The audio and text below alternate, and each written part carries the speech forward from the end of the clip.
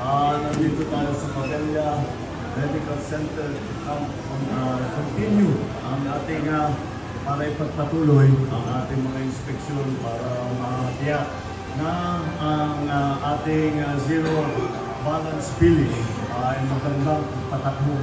At dahil may mga fine-tuning din na ginagawa, pero dito naman sa inyo, it looks like that you have a very, very high operation that is well recognized, especially for the clinics, for the babies that are born with a certain condition. So you have become a shelter for that. Kaya congratulations sa inyo lahat. Kung ano namang maayos yung pagpatakbo ng zero billing na programa ng pamahalaan, patuloy lang naman.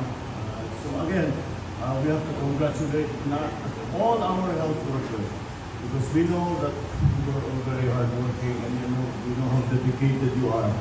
Kaya naman, sikat na sikat tayo ng health workers, kaya nawawala na yung lahat. For a while man lang.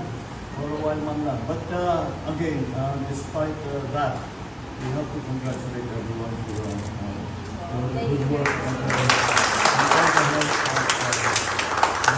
that you are providing our people sa kanilang healthcare, hindi lamang sa mga maliliit na bata, yung mga sanggol, kung hindi pati lang sa ating mga pasyente.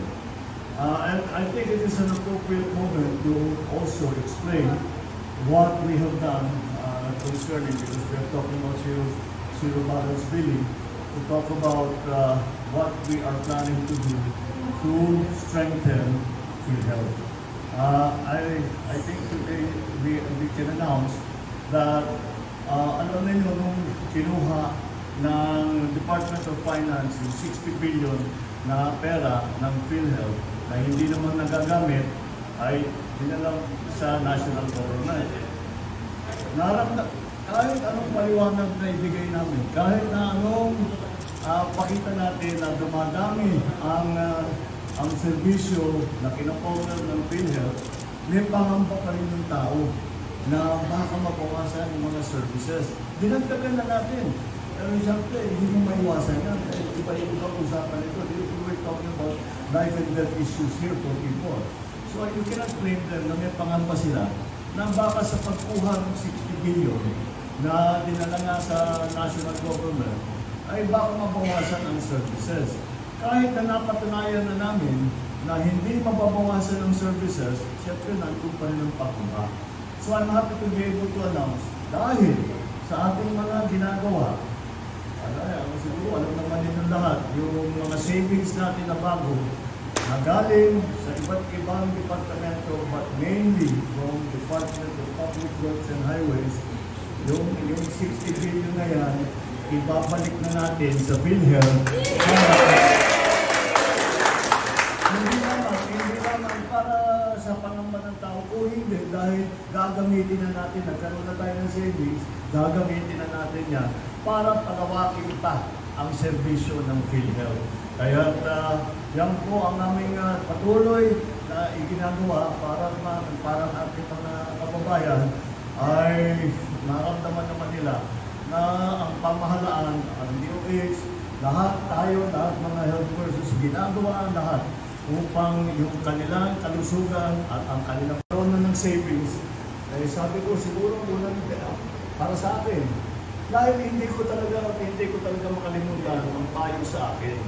Alam mo, ang tao, kahit gaano kayaman, kahit gaano kasikat, kapag may sakit, hindi masaya yung tao. And that is why healthcare is the most important service that the government can give. And that's why pinapatibay natin ang gusto, pinapalawak natin ang gusto. Kailangan lang siguro natin malaman sa taong bayan na meron na ganitong klaseng programa. At higit pa yan ay ito nga, nadagdagan na natin ang hawak ng PhilHealth na yung 60 billion na ginamit natin para sa iba't ibang proyekto. Dahil nagka-savings tayo, may dadala na natin ulit. Sa government workers, we are 8 to 5. May oras kayo? Wala. May bakasyon ba kayo? Wala rin. May weekend ba kayo? Wala rin weekend. Ganyan talaga ang mga healthcare workers eh. Kaya nga, that is why we have to thank you very, very much. You know, if I am a victim of COVID. Talagang kamuntik talaga ako doon sa mga samahan because hikain ako. I have real issues with my lungs. But because of all your hard work, all of you, you saved my life and you saved many, many thousands, millions of lives. And what more can you ask of our healthcare workers more than that? And you are continuing to save lives. You're continuing to give hope to our people, to our families. And that is the most important thing that we can do, to give hope. When people give up, sasabihin nila, kawawa naman to, mga pasyente, wala na, hindi magamot, dahil wala kami pambayad.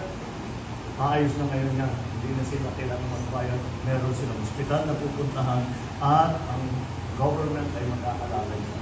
So, thank you once again for all your good work.